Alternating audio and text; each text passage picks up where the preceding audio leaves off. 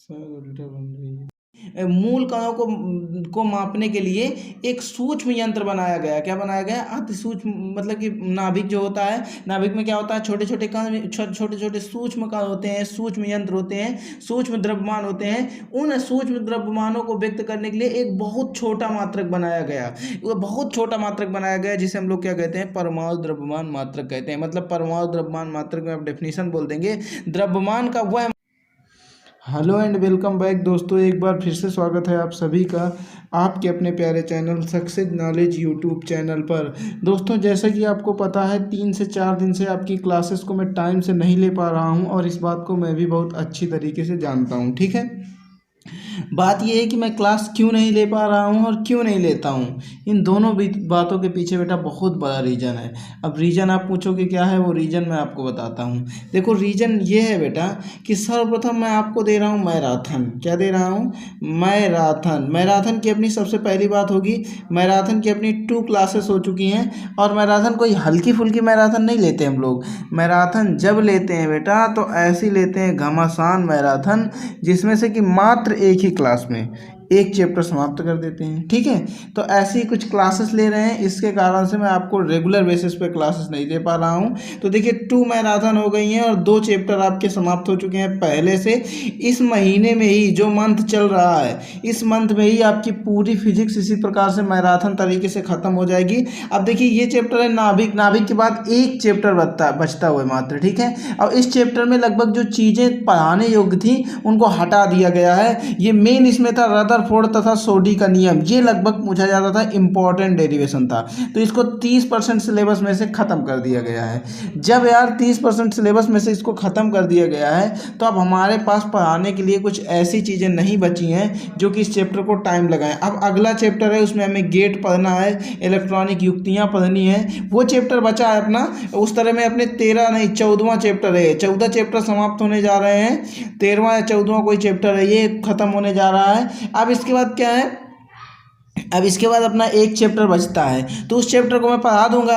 इसके बाद मैराथन, कल फिर आपकी मैराथन होगी, संडे है, कल आपकी फिर मैराथन है। मैराथन में फिर एक चैप्टर। तो इस प्रकार से 3 चैप्टर मैराथन के निपट जाएंगे। डेली डेली डेली डेली जब 2-3 दिन करके डेली मैराथन आएगी, इस प्रकार से आपकी खत्म कर दूंगा। ठीक है, तो इसी प्रकार देखो, इसमें खत्म कर दिया गया है नाभिकीय बंधन ऊर्जा, रेडियो एक्टिवता।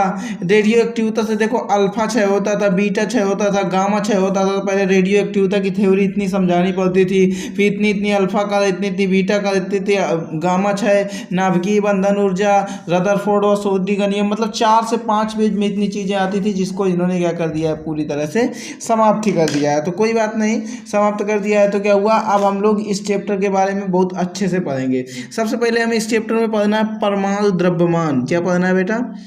परमाणु द्रव्यमान। अब बात आती है परमाणु द्रव्यमान होता क्या है। ठीक है, सर्वप्रथम तो हम लोग यही बात कर लेते हैं।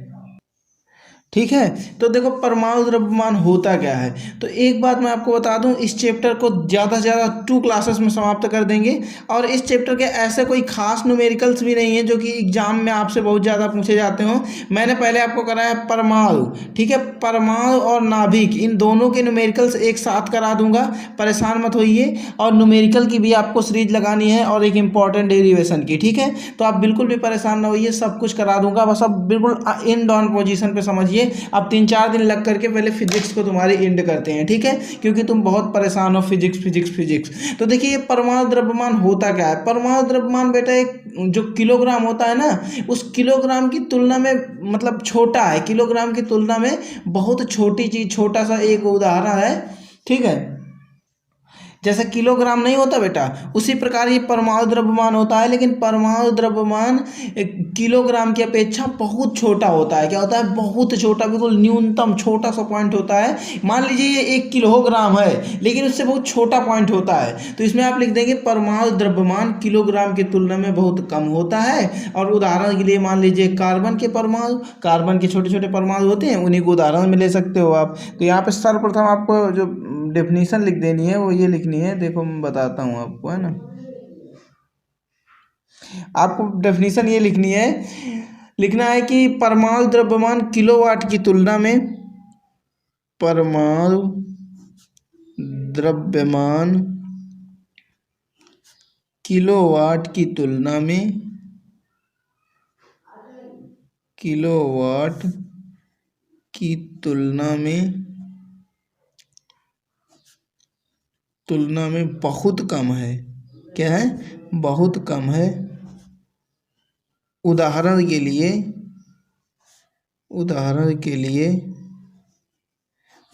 हम क्या ले लेते हैं? हम उदाहरण के लिए कार्बन के छोटे छोटे जो टुकड़े होते हैं ना, उन्हें ले लेते हैं। तो उदाहरण के लिए कार्बन परमाणु, ठीक है। अब देखो एक कार्बन परमाणु लेते हैं यहाँ पे। अब देखो यहाँ पे एक कार्बन परमाणु लेंगे तो कार्बन परमाणु मानते हैं 12C6। ये क्या है? कार्बन है का द्रव्यमान। इसका द्रव्यमान क्या होगा? ऐसे, ठीक है, द्रव्यमान। तो इसका जो द्रव्यमान होगा वो याद रखिएगा 1.9 इंटू 10⁻⁻26 kg होता है, ठीक है। ये कभी कभी पूछा जाता है कि 12C6 का द्रव्यमान, लेकिन आप इस चैप्टर में ना बहुत उस तरह की चीज़ें रखी गई हैं, बाकी की जो अच्छी अच्छी चीज़ें थी उनको हटा दिया गया है, ठीक है। द्रव्यमान पर अब हम पढ़ेंगे AMU, मतलब परमाणु द्रव्यमान मात्रक। क्या पढ़ेंगे? AMU, परमाणु द्रव्यमान मात्रक। तो आगे बात करेंगे परमाणु द्रव्यमान मात्रक। इसको हम लोग कहते हैं AMU। क्या बोलते हैं बेटा? AMU। अब बात करते हैं परमाणु द्रव्यमान मात्रक होता क्या है। तो देखिए द्रव्यमान क्या होता है? मास होता है। मास क्या होता है? द्रव्यमान। अब ये मात्रक से क्या पता चल रहा है कि द्रव्यमान का मात्रक, मतलब द्रव्यमान का मात्रक आप लोग जानते हैं मास का मात्रक होता है kg, ग्राम, ऐसे बोलते हैं। लेकिन परमाणु द्रव्यमान का मात्रक, अगर परमाणु द्रव्यमान मात्रक की बात करें तो आप बोलते हैं कि परमाणु द्रव्यमान व्यक्त करने, मतलब परमाणु इस द्रव्यमान को व्यक्त करने के लिए, परमाणु द्रव्यमान को व्यक्त करने के लिए एक अन्य मात्रक है। क्या है? एक बहुत छोटा, एक क्या है? एक अन्य मात्रक को प्रस्तुत किया गया। मतलब कि जो परमाणु द्रव्यमान मापने का मात्रक था उससे परमाणु द्रव्यमान को बहुत अच्छी तरीके से नहीं माप पाते थे हम लोग, तो इसको यूज करते हैं अब, ठीक है। परमाणु द्रव्यमानों को व्यक्त करने के लिए द्रव्यमान का एक अन्य मात्रक प्रस्तुत किया गया। मतलब कि इस परमाणु द्रव्यमान को मापने के लिए, इस परमाणु द्रव्यमान को व्यक्त करने के लिए एक अन्य मात्रक प्रदर्शित किया गया जिसे हम परमाणु द्रव्यमान मात्रक कहते हैं। इससे क्या होता है बेटा? हम लोग को बहुत कम खर्च में परमाणु द्रव्यमान मात्रक को हम लोग माप लेते हैं, ठीक है। तो इसलिए इसे क्या कहते हैं? परमाणु द्रव्यमान, मतलब परमाणु द्रव्यमान मात्रक। ये परमाणु द्रव्यमान का एक मात्रक है। लेकिन मैं आपको बता दूं, पहले भी परमाणु मापने के लिए मात्रक हुआ करते थे। सपोज आज इसकी खोज हुई है तो इसके पहले परमाणु द्रव्यमान मापने के मात्रक हुआ करते थे। इसीलिए आपको लिखना है परमाणु द्रव्यमानों को व्यक्त करने के लिए द्रव्यमान का एक अन्य मात्रक प्रस्तुत किया गया। इसे परमाणु को परमाणु द्रव्यमान मात्रक कहते हैं, ठीक है। ठीक है। तो मेरे कहने का मतलब है, जैसे इस पेन को बनाने के लिए 10 मशीनें ऑलरेडी खड़ी हुई हैं, ठीक है। वो पेन ऐसा भी बना देती हैं, वो पेन ऐसा भी बना देती हैं, वो पेन ऐसा भी बना देती हैं, ठीक है। लेकिन इन पेनों को बनाने के लिए एक फास्टली, अगर सपोज 10 मशीनें 3 पेन निकालती हैं 2 घंटे में, 10 मशीनें मिल करके 3 पेन निकालती हैं 2 घंटे में, और कोई ऐसी मशीन बना दी जाए जो जल्दी पेनों को निकाले, इन 3 पेनों को 3 मिनट में ही निकाल दे, और एक मशीन हो, तो बताओ हमें फ़ायदा होगा कि नहीं फ़ायदा होगा? पहले से मशीनें थीं लेकिन एक मशीन का निर्माण और कर लिया गया, उसे हम लोग क्या कहेंगे? पेनों की मशीन। इसी प्रकार परमाणु द्रव्यमान मापने के लिए बहुत सारे मात्रक हैं मार्केट में, लेकिन एक अन्य मात्रक और प्रस्तुत किया गया। इस मात्रक को परमाणु द्रव्यमान मात्रक कहा जाता है। तो यहाँ पे आप लिख देंगे परमाणु द्रव्यमानों को व्यक्त करने के लिए, ठीक है, अभी कुछ नहीं। तो अब हम बात करेंगे परमाणु द्रव्यमान मात्रक के बारे में कि परमाणु द्रव्यमान मात्रक होता क्या है, ठीक है। तो परमाणु द्रव्यमान मात्रक को हम लोग लिखते हैं AMU। इसकी परिभाषा काफ़ी पूछी जाती है। तो देखिए क्या होता है कि जैसे हम लोग परमाणु द्रव्यमान को मापते हैं तो आप जानते हैं मास होता है द्रव्यमान, उसमें छोटे छोटे कण होते हैं। तो नाभिक और परमाणुओं के अति सूक्ष्म।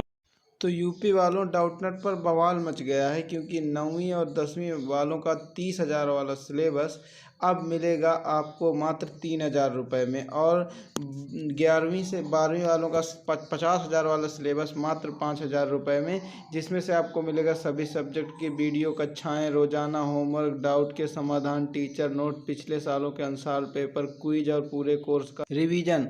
तो नीचे डिस्क्रिप्शन बॉक्स में इस सिलेबस की लिंक दी गई है, वहां से जाकर परचेज करिए। और अगर आप यूज करते हो सोनू 500 कूपन तो आपको 500 रुपये की छूट और मिलेगी, और अपने सिलेबस में 500 कम रुपए में आप खरीद पाओगे। यूज करना है सोनू 500 कोड।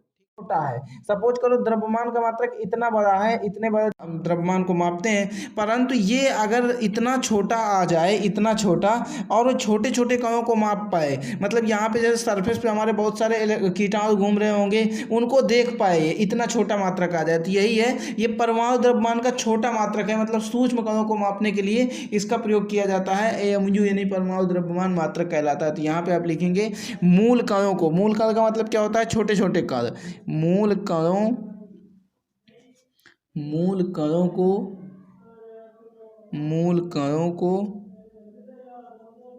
और नाभिक के छोटे छोटे परमाणु द्रव्यमानों को ना, नाभिक के छोटे छोटे परमाणु द्रव्यमानों को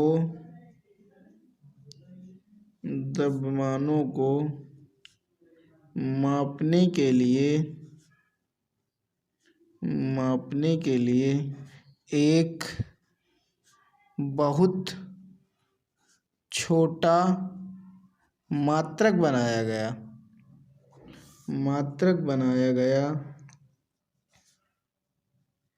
जिसे परमाणु द्रव्यमान मात्रक कहा जाता है, जिसे परमाणु द्रव्यमान मात्रक कहा जाता है। इससे आपको क्या सीख मिली कि परमाणु द्रव्यमान मात्रक यानी कि बहुत छोटा मात्रक बनाया गया। क्या किया गया, बहुत छोटा मात्रक। अब देखो मैं यहाँ पे हाईलाइट करूँगा, एक बहुत छोटा मात्रक बनाया गया जिसे परमाणु द्रव्यमान, किस काम के लिए बनाया गया, नाभिक के छोटे छोटे कणों को मापने के लिए। नाभिक के छोटे छोटे कणों का द्रव्यमान मापने के लिए, सपोज करो बहुत छोटा टुकड़ा है, जैसे ये पेन का छर्रा, इसमें कोई कुछ ना कुछ मास है, वजन है, इस वजन को मापने के लिए, छोटे छोटे कणों के वजन को मापने के लिए एक यंत्र बनाया गया जिसे परमाणु द्रव्यमान मात्रक कहा जाता है। यह एक छोटा मात्रक है। ठीक है, तो बात समझ में आ गई परमाणु द्रव्यमान मात्रक क्या होता है। अब हम लोग बात करेंगे समस्थानिक, समभारिक और परमाणु क्रमांक के बारे में। ठीक है, तो लगा लीजिए हेडिंग समस्थानिक।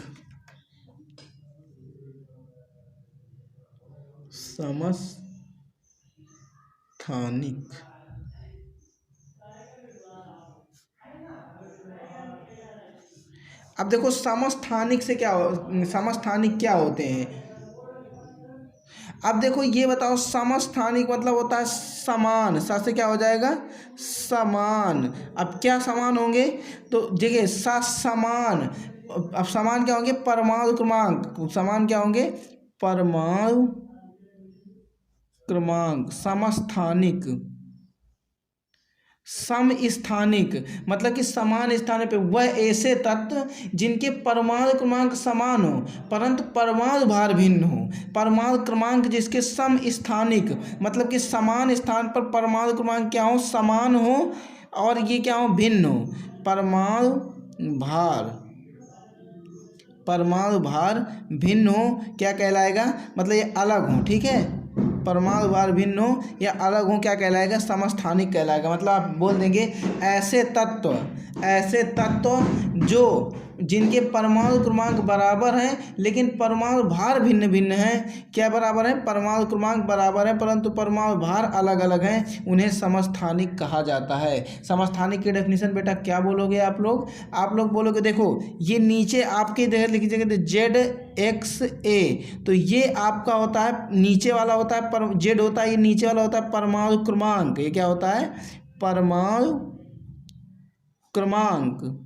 और ऊपर वाला क्या होता है, परमाणु भार। ऊपर वाला क्या होता है बेटा, परमाणु भार। तो देखो बात ये है कि ये अलग अलग टर्म्स हों और ये एक ही हो। सपोज करो 7 को लिया मैंने और O 16, और यहाँ पे करते हैं 7 और 16 हो गया। अब इसके बाद 7N14, यहाँ पे 7 है, सॉरी, यहाँ पे 7। तो देखो ये बराबर है, परंतु ये भिन्न भिन्न होते हुए जा रहे हैं। यहाँ पे देखो, यहाँ पे कर सकते हैं 7N15, मतलब कि ये देखो परमाणु क्रमांक इनके क्या है, बराबर हैं, परंतु परमाणु भार भिन्न भिन्न है। ऐसे तत्वों को समस्थानिक कहा जाता है। क्या कहा जाता है? समस्थानिक कहा जाता है। तो आप डेफिनेशन बोल देंगे, ऐसे तत्व जिनके परमाणु क्रमांक बराबर हों लेकिन परमाणु भार भिन्न भिन्न हो, ऐसे तत्वों को समस्थानिक कहा जाता है। अब समभारिक,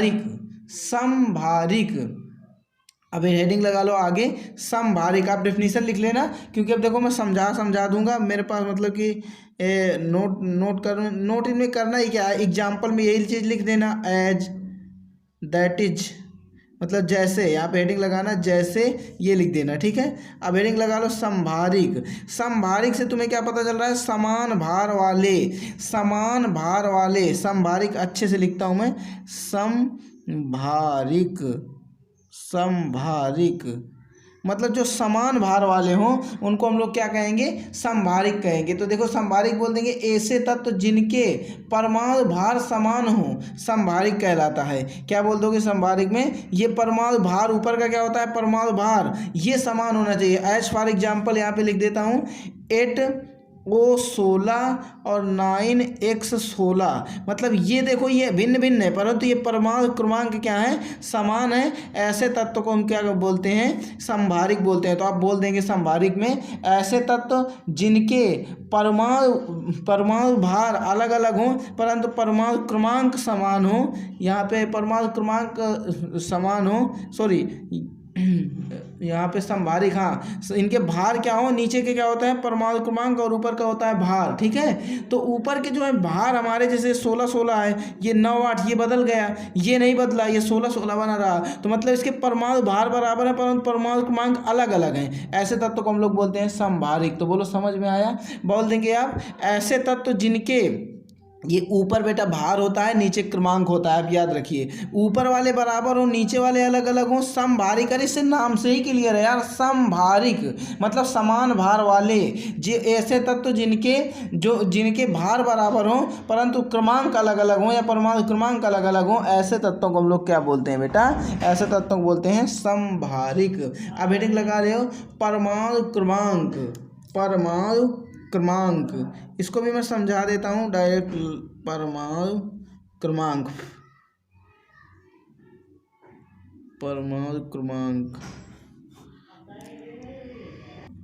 अब बेटा बात आती है परमाणु क्रमांक क्या है, ठीक है।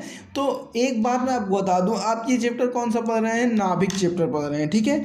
अब इसमें कह रहा है परमाणु क्रमांक, तो ऐसा परमाणु जिसमें प्रोटॉन, P फॉर परमाणु और P फॉर प्रोटॉन, थोड़ा सा याद रखना, P फॉर परमाणु और P for proton, number of proton या प्रोटॉनों की संख्या। अब डेफिनेशन कैसे बोलोगे? डेफिनेशन इसकी ये बोल दोगे कि परमाणु में उपस्थित, मतलब ये कोई परमाणु है, सपोज करो कोई भी परमाणु है, यहाँ पे ये मान लो कोई परमाणु है, ठीक है। यहाँ पे ये फिर ये मान सकते हो AXZ, ये कोई परमाणु है, इसमें ये क्या है? नाभिकों की संख्या है। तो आप बोल देंगे, इसमें ये बोलना है आपको परमाणु में उपस्थित, ये कोई परमाणु है, इस परमाणु में उपस्थित प्रोटॉनों की संख्या क्या होता है? प्रोटॉनों की संख्या को परमाणु क्रमांक से व्यक्त करते हैं। क्या करते हैं? परमाणु, ये जो प्रोटॉनों की संख्या होती है ना, ये परमाणु क्रमांक होता है। इसी को हम लोग परमाणु क्रमांक बोलते हैं। एक बात समझ लो, इसी को हम लोग बोलते हैं परमाणु क्रमांक, और इसी को हम लोग बोलते हैं परमाणु क्रमांक, हो गया। और इसी को बोलते हैं परमाणु, यहाँ मैं लिखा था परमाणु क्रमांक बोलते हैं। और हमें पढ़ना क्या है? परमाणु क्रमांक ही पढ़ना है। तो आप लोग जानते हैं कि ये होता है परमाणु क्रमांक। क्या होता है? परमाणु क्रमांक। और एक बात बता दूं आपको, ये न्यूट्रॉनों की संख्या भी है। क्या है? इसी को हम लोग प्रोटॉनों की संख्या भी बोलते हैं। इसको क्या बोलते हैं? नंबर ऑफ प्रोटॉन, इसी चीज़ को हम बोलते हैं। तो आप बोल देंगे, डेफिनेशन क्या लिखनी है आपको, ये चीज़ आप नोट कर लीजिए कि परमाणु में उपस्थित प्रोटॉनों की संख्या को, किसी भी परमाणु में जो उपस्थित ये प्रोटॉनों की संख्या होती है, इस संख्या को हम लोग क्या कहते हैं? परमाणु क्रमांक कहते हैं। सपोज करो ये कोई परमाणु है, इसमें प्रोटॉनों की संख्या क्या है? 7, यही क्या कहलाएगी? परमाणु क्रमांक कहलाएगी। ये देखो, इसको मैं लिखा 8C25 ये क्या है, परमाणु क्रमांक है। तो ये परमाणु की संख्या कितनी है, 8। यही चीज़ क्या कहलाएगी, परमाणु क्रमांक कहलाएगी। तो आप लोग डेफिनेशन लिख देंगे, आप लोग क्या डेफिनेशन लिख देंगे, डेफिनेशन ये लिख देंगे कि डेफिनेशन सिंपल वे में आपको यही लिखना है कि परमाणु में उपस्थित प्रोटॉनों की संख्या, ये क्या है, प्रोटॉनों की संख्या, जैसे इसमें 8 है और इसमें प्रोटॉनों की संख्या 7 है, इसी प्रकार इसमें प्रोटॉनों की संख्या a है, इसमें प्रोटॉनों की संख्या 9 है, इसमें प्रोटॉनों की संख्या 8 है। तो आप ये क्या है, एक परमाणु है। तो आप बोल देंगे किसी परमाणु में उपस्थित प्रोटॉनों की संख्या को, उपस्थित प्रोटॉनों की संख्या को या परमाणु क्रमांक को हम लोग क्या बोल देते हैं, परमाणु क्रमांक को, परमाणु क्रमांक को क्या बोलते हैं, परमाणु क्रमांक कहते हैं। प्रोटॉनों की संख्या को या परमाणु क्रमांक को, परमाणु क्रमांक बोल दो सीधा सीधा, परमाणु में उपस्थित प्रोटॉनों की संख्या को परमाणु क्रमांक कहते हैं। ये प्रोटॉनों की संख्या होती है, मैंने अभी भी आपको बताया, ये प्रोटॉनों की भी संख्या है, ये देखो तीर लगा है। तो परमाणु में उपस्थित प्रोटॉनों की संख्या को परमाणु क्रमांक कहते हैं, सीधी सी डेफिनेशन। परमाणु में उपस्थित, किसी परमाणु में उपस्थित प्रोटॉनों की संख्या को परमाणु क्रमांक कहा जाता है। बोलो समझ आया। तो देखो ये था बेसिक चैप्टर का, टोटल बेसिक मैंने आपको समझा दिया। जिसने एक एक वीडियो को देखा होगा उसी के भाई समझ में आया होगा। चैप्टर पूरा थ्योरेटिकल है, इसलिए थोड़ा सा समझाना रहता है। इसमें 2-3 क्लासेस में चैप्टर निपट जाएगा, ज़्यादा देर का नहीं है, ठीक है। आगे चैप्टर में बात करेंगे, एक चैप्टर बचा हुआ है आपका।